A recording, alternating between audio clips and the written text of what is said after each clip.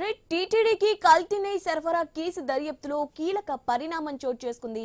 TTD మాజీ chairman YCP senior నేత YV Subbareddy PA Kadur చిన్న అప్పన్నను సిట్ అరెస్ట్ చేసింది.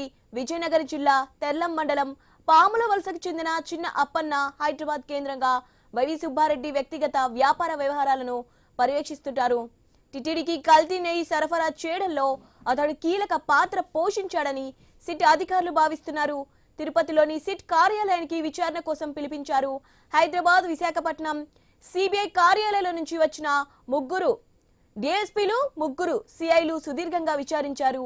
ఆ తర్వాత చిన్నప్పను అరెస్ట్ చేస్తున్నట్లు ప్రకటించారు. రిమాండ్ రిపోర్టులో చిన్నప్పను A24 గా పేర్కొన్నారు. గతంలో జూన్ 4న చిన్నప్పను సిట్ విచారణకు పిలిచింది. ఆ వెంటనే ఈ కేసు దర్యాప్తు అధికారిక తిరుపతి అదనపు ఎస్పీ కొనసాగడానికి సవాల్ చేస్తూ వైవి సుబ్బారెడ్డి హైకోర్టును ఆశ్రయించారు.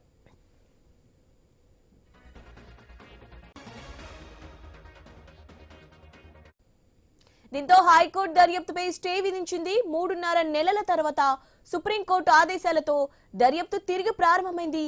విచారణ మొదలైన కొద్ది రోజులకి ఈ కీలక అరెస్టు జరిగింది.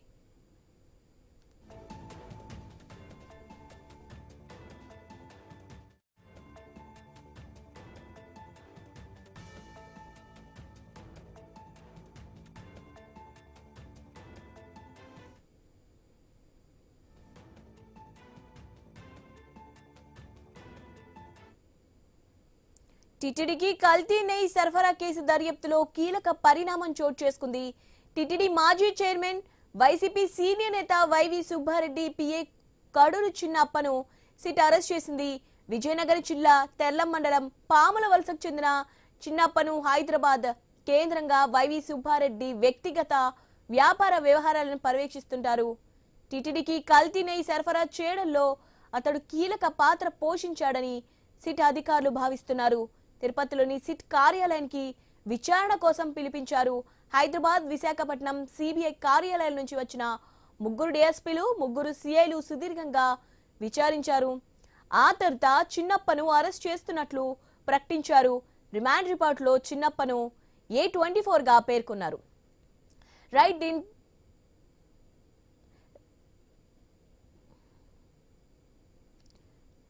దీనిపై అప్డేట్స్ తెలుసుకుందాం. మా ప్రతినిధి వర్మ ఉన్నారు. వర్మ, దీనికి సంబంధించి అప్డేట్స్ ఏంటి కంప్లీట్ గా? శివాని, టీటీడీ మాజీ చైర్మన్, ప్రస్తుత రాజ్యసభ సభ్యుడు వైవి సుబ్బారెడ్డి మాజీ పిఏ అప్పన్నను సిట్ బృందం అరెస్టు చేసింది.